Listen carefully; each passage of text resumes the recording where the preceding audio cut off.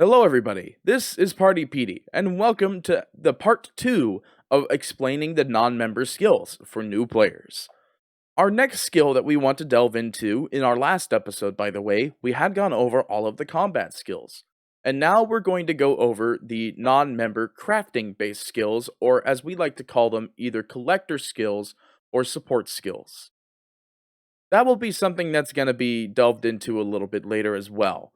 There's a lot of base skills that allow you to just kind of identify, but this episode and this part will be a little bit shorter than us explaining the combat based episodes.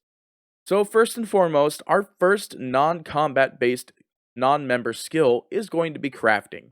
Crafting allows players to craft items from raw materials such as pottery, ranged armor, and jewelry. The most important part is that you'll be able to craft your ranged armor from crafting, which is why it's very important for you to do so.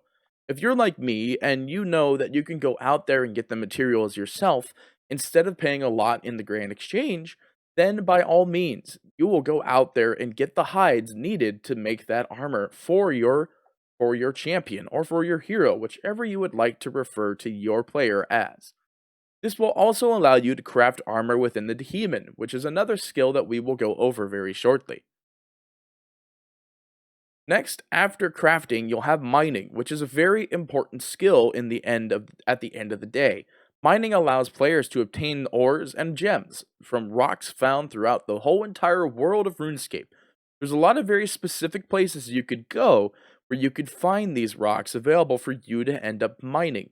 These rocks will allow you to then use smithing, which is allows players to smelt those ores into bars, and then smith armor and weapons, including other useful items. Mining and smithing are the two skills that go hand in hand. You can't do one without the other being involved some way. As you can see here, recently, we've actually had a change to the mining sort of network. Before, mining used to be very straightforward, and it was just you clicked on rock, rock disappeared, you went to the next one. In this scenario, mining has changed from RuneScape for quite a long time, I believe.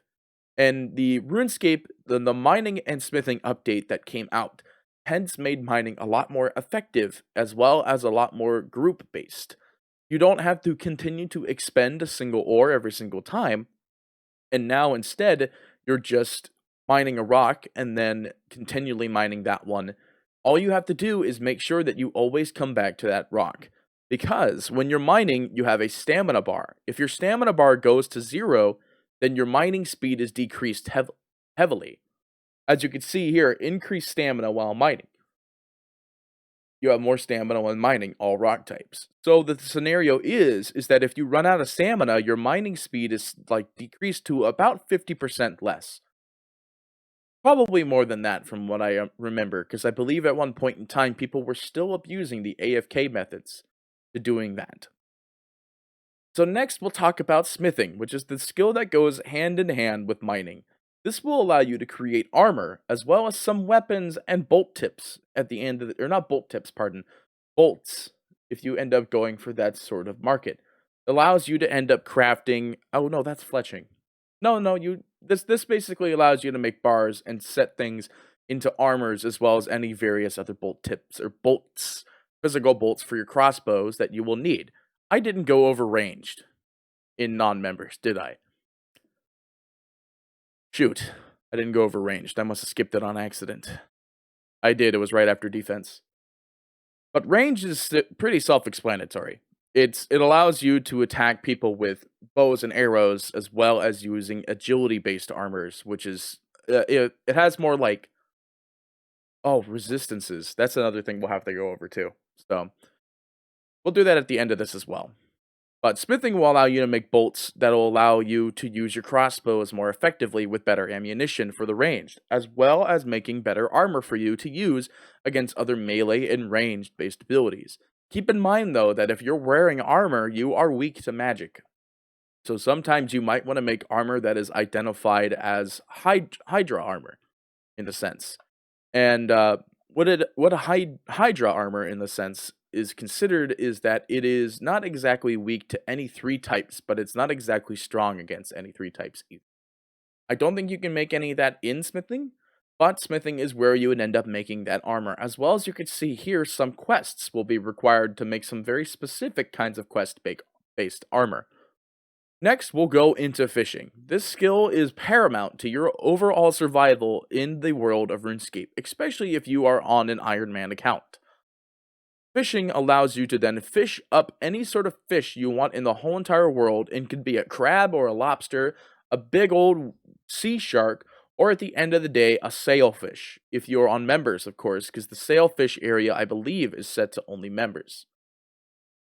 I'm not 100% certain about what percentage of things in here are set to members only, but there are places that you'll be able to fish up sharks, which are one of the best non-member skill foods that you could eat. Next to that would end up being the lobster, which you could see at level 40 that you could start doing as well. The reason why we say fishing is very paramount to your survival in the world of RuneScape is because fishing is used to end up getting you food to then use as your sort of survival technique. Food allows you to heal, and healing is very important when it comes to a long duration combat. And what's the best way to end up making sure you've got that food available for you? Well, that's cooking. Cooking is the next skill that's very important on top of everything else in the whole entire world. Cooking and fishing are the sister and brother skills required in order for you to keep food. This will allow you to cook food. The food can be consumed to heal a player's life points. The higher the cooking levels, the less chance of burning the food. As you can see here, at level 99, you can still burn some things, but at the same time, you need very specific things that allow you to not get stuff burnt, i.e., using cooking gauntlets at level 99. Cooking gauntlets is something that does come out of a quest called the Family Crest. I believe Family Crest is also a members only one, so you will have to end up going to be a member to do that. But if you reach 99 cooking, you can also buy the cape that also makes it to where you will never burn food while cooking. Burning food is a bit of a disaster, but at the same time, most players usually think ahead of time and try to work together on that mindset of making sure that they have enough food, even if they do end up burning it.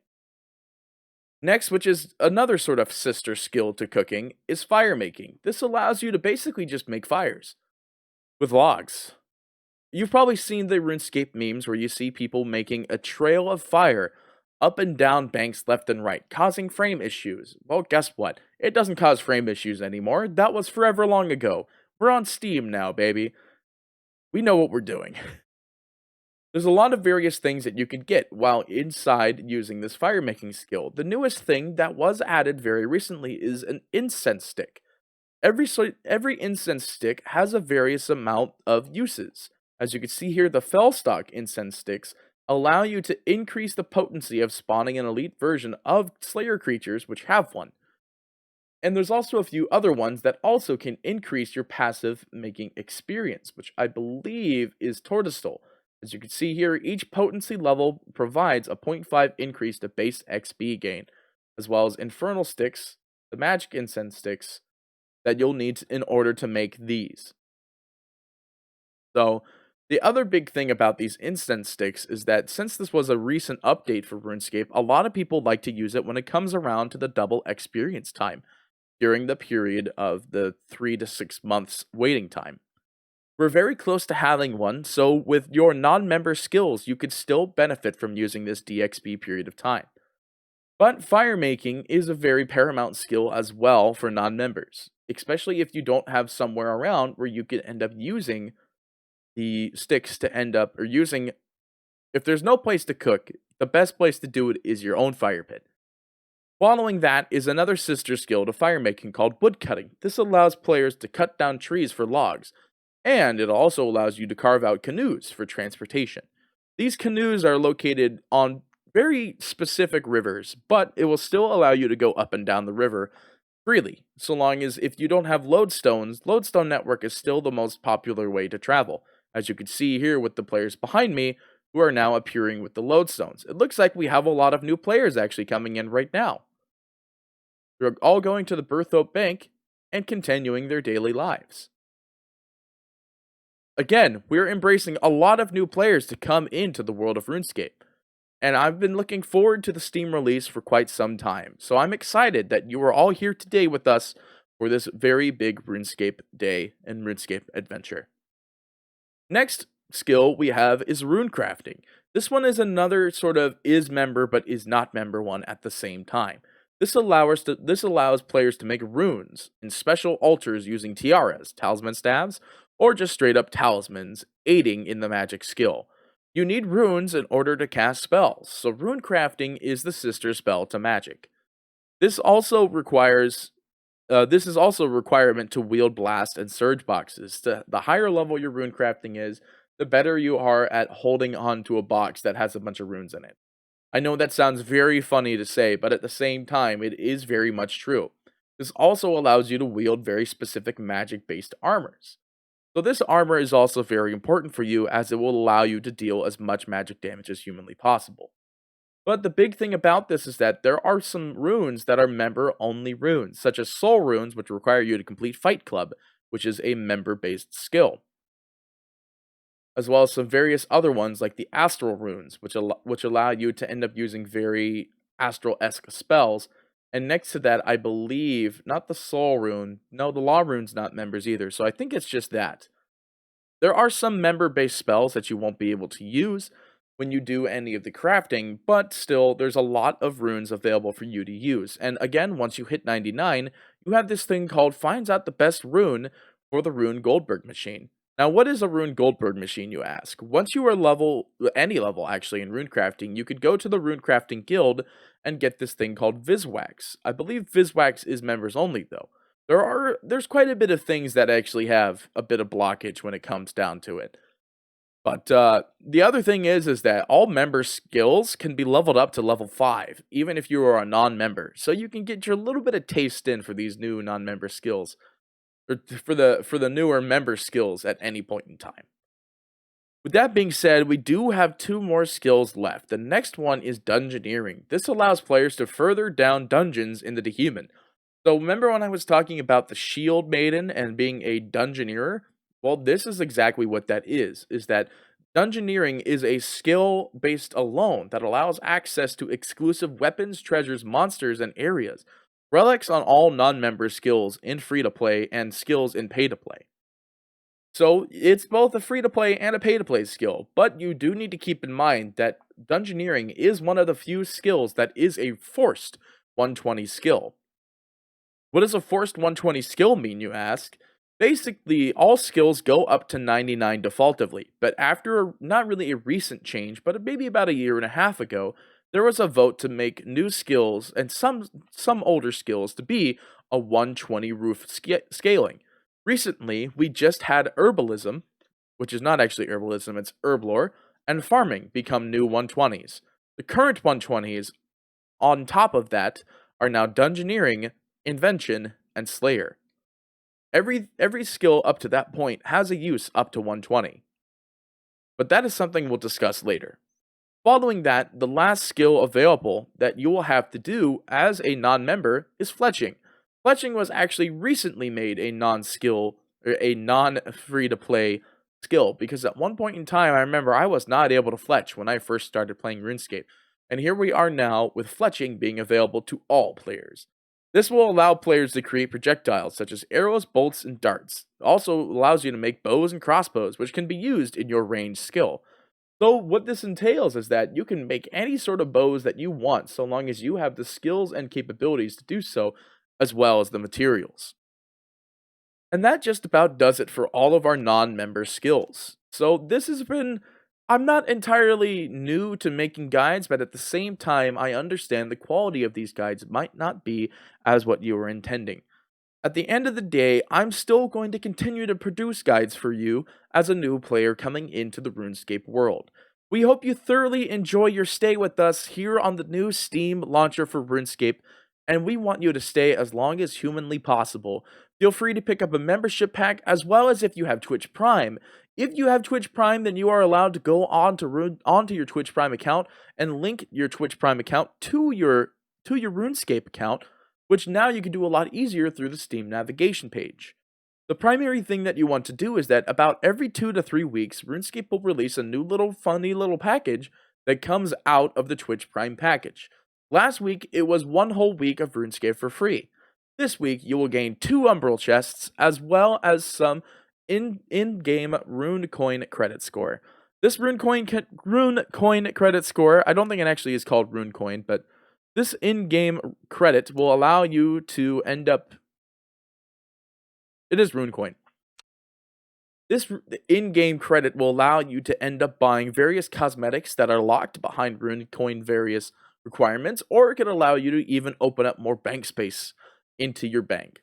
So with that being said, ladies and gentlemen, make sure to link your Twitch Prime to your account today so you could get some free cool loot. Thank you so much for watching this guide on non-member skills for RuneScape. I hope you thoroughly enjoyed this video, and we will see you next time for some more RuneScape action. This is Party PD, signing off. Hello, ladies and gentlemen. I hope you enjoyed our F2P skill discussion as we have slowly switched now over to the membership one. The next episode will be about the membership-based skills as well as some membership-based things. And after that, we will then go into a new set of introductory guides.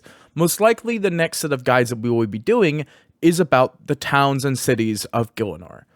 So with that being said, thank you so much for watching. Make sure to like, favorite, and subscribe. We'll see you next time for some more RuneScape content. This is Party PD, signing off.